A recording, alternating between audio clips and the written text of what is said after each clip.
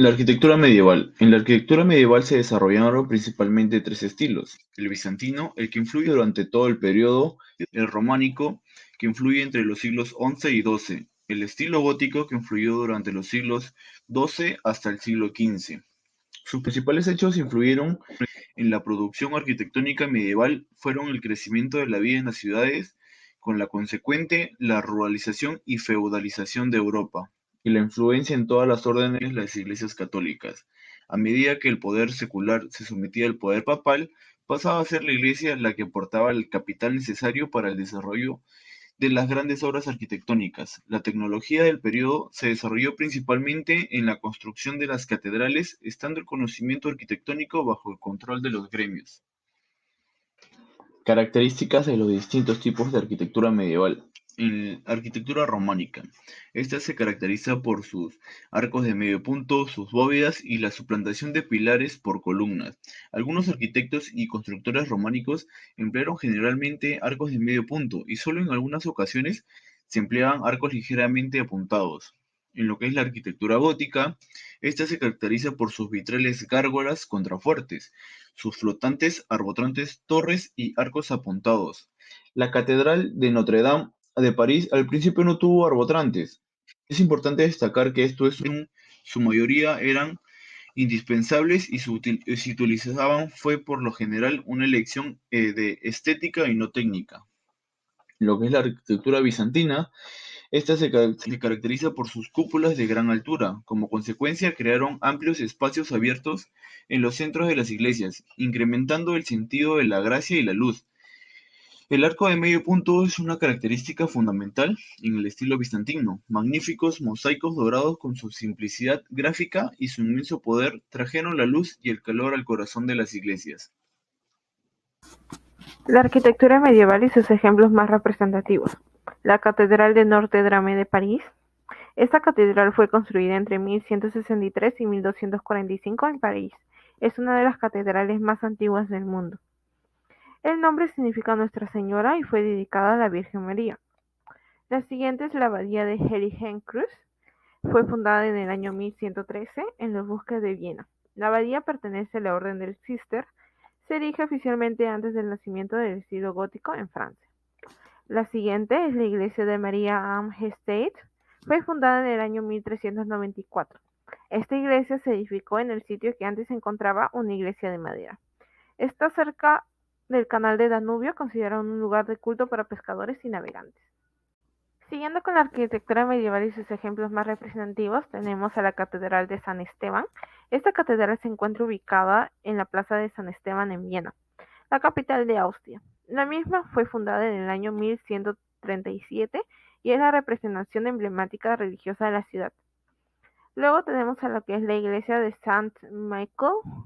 Fue construida en el año 1600. Se trata de una iglesia fortificada situada al norte de Saint Petersburg de Bielorrusia. Su estructura fue pensada y edificada para resistir ataques enemigos.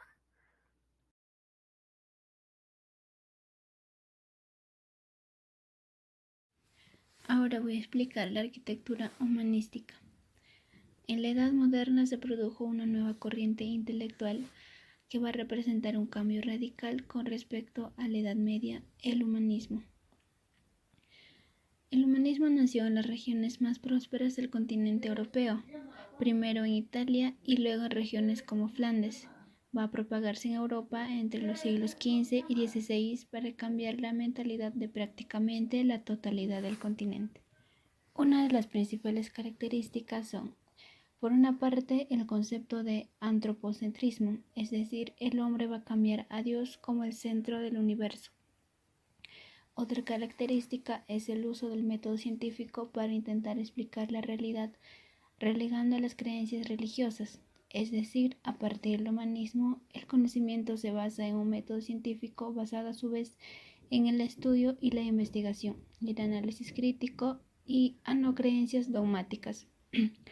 Otra creencia es el uso de la imprenta como arma para la difusión de estas nuevas ideas.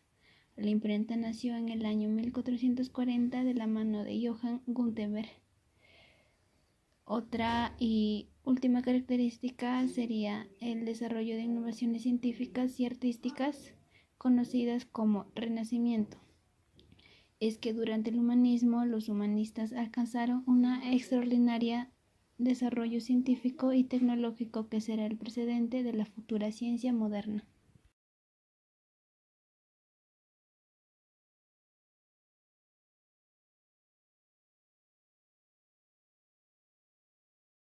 Buenos días, soy Sandro Renato Rodríguez Mendoza y les voy a explicar qué es la arquitectura renacentista.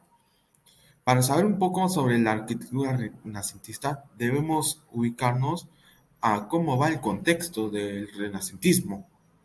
Bueno, el renacentismo fue una época que ocurrió en la Europa occidental durante el siglo XV y el XVI. Para ser más específico, fue el medio entre la Europa medieval y también la Europa moderna. Este periodo se caracterizó principalmente por ser antropocéntrico, o sea, que el ser humano sea el centro del mundo, filosóficamente hablando. Este periodo se caracterizaría porque se desplazaría al pensamiento teocéntrico, pensamiento que piensa que hay un Dios, o mejor dicho, que Dios sería el centro de todo el universo. Bueno, ahora pasemos a las características. Para empezar, sería antropocentrista, doctrina que dice que el hombre es el centro del mundo filosóficamente. También tiene un claro interés por el arte y la perfección o la simetría. Se dividió en tres épocas: el Trecento, Renacentismo temprano; el Quattrocento, el verdadero inicio del Renacentismo; y el Cinquecento, Renacentismo tardío.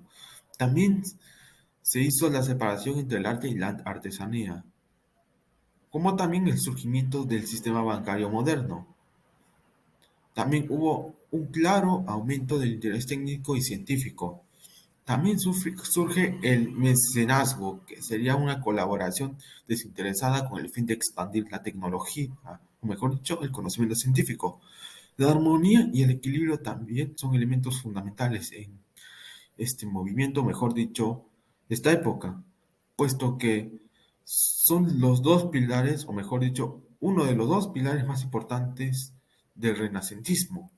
Una vez ya explicados ya los personajes importantes, las características, los antecedentes y la introducción, pasemos a la arquitectura en la época renacentista.